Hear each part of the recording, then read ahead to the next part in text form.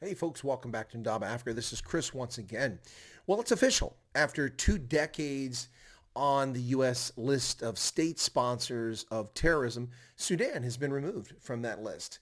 Well, this is yet another impressive foreign policy success for the Trump administration in what may be the waning days of a Trump presidency, or maybe not. Well, it looks like it is, but we shall see. Whatever the case, the Trump administration has achieved things that no administration has achieved in decades of efforts to try to get peace in the Middle East.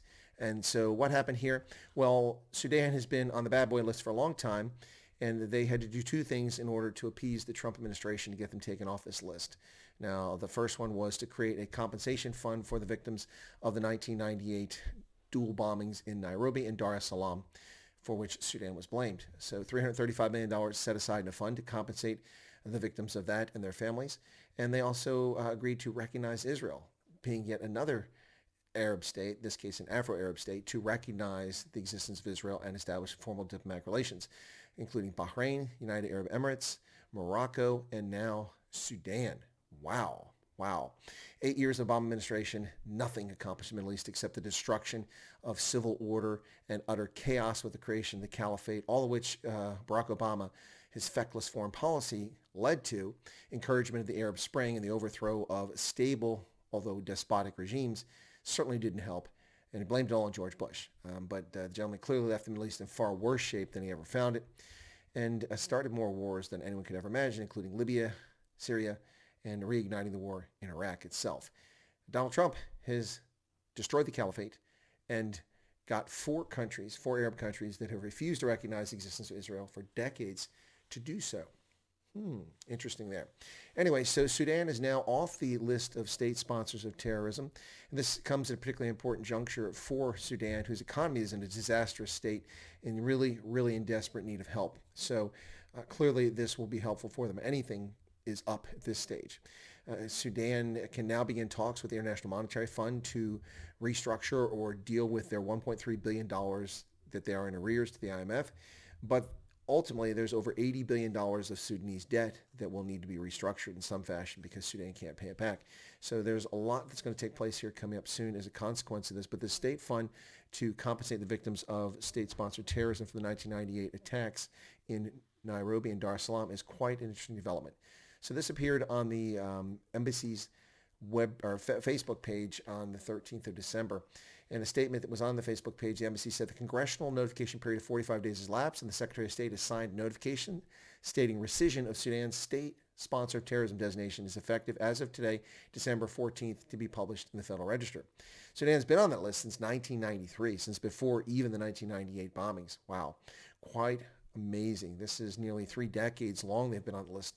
So this is very exciting news. Now, of course, Sudan has gone through a number of things that have happened that have improved the situation and made it more likely they could be taken off this list. For instance, the first of which was the ouster of Omar al-Bashir, the tyrannical leader of Sudan for decades, who was finally ousted not all that long ago. In addition to that, just earlier this year, Sudan decided that Sharia law would no longer apply to non-Muslims, in a major development. Now, if that actually is the case, we see it going forward.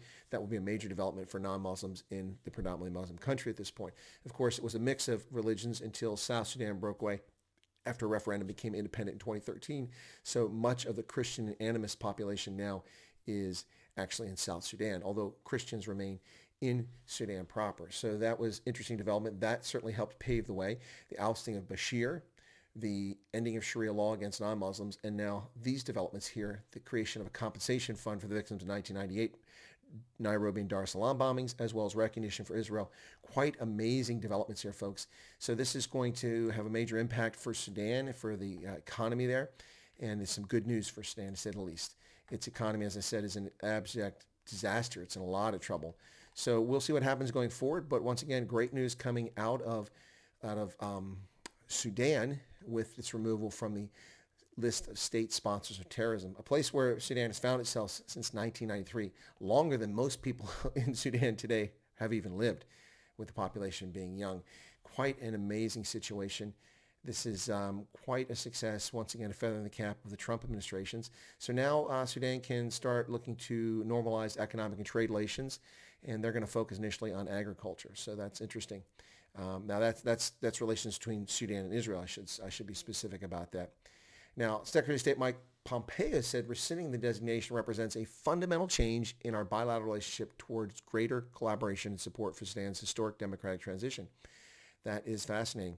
This achievement was made possible by the efforts of Sudan's civilian-led transitional government to chart a bold new course away from the legacy of the Bashir regime and, in particular, to meet the statutory and policy criteria for rescission. That's what Pompeo said in a statement on Monday, December 14th. He says, we commend the calls of the Sudanese people for freedom, peace, and justice, and we congratulate the members of the civilian-led transitional government for their courage in advancing the aspirations of the citizens they serve. Wow, folks. For his part, Sudan's Prime Minister Abdallah Hamdok welcomed his country's removed from the list. He said, after more than 2 decades, I declare to our people that the name of our beloved country has been removed from the state sponsors of terror list, he wrote on Twitter. Today, we return with all our history, the civilization of our people, the greatness of our country, and the vigor of a revolution to the international community. Fascinating stuff. Well, congratulations, Sudan, and hopefully they'll follow through with this compensation fund for the people who are tragically lost or maimed as a consequence of these vile terrorist actions sponsored by Al-Qaeda in Nairobi and Dar es Salaam. And of course, Al-Qaeda had refuge in Sudan. And famously, Bill Clinton bombed the so-called baby milk factory, if you remember that, in Sudan in response. That was his sad, pathetic response to Al-Qaeda's attacks on our embassies in Kenya and in Tanzania. Anyway, folks, if you're not a subscriber to Chris White Africa, hey, consider becoming a subscriber. Smash the button right down there. Be careful. YouTube unsubscribes subscribers all the time. So if you enjoy the content, periodically when you're watching videos, look below and make sure you're still subscribed. If you're not, just smash it again. I have no control over that. They do that, especially to people in the center or right who bring truth and facts to the conversation. For some reason, they like to delete our subscriptions. No idea why. That's not an empty claim. I've got dozens of subscribers constantly complaining to me about why I've unsubscribed them, and I don't unsubscribe. YouTube does that. Feel free to leave a comment if you like, and if your abusive comments will be deleted, and you might be exposed. And then finally, smash the like button. According to YouTube, likes drive viewership, and we're looking for more viewerships for an open, cogent conversation about Africa. And thank you very much, folks. Have a pleasant day. God bless, and we'll catch you next time here on Chris Wyatt Africa.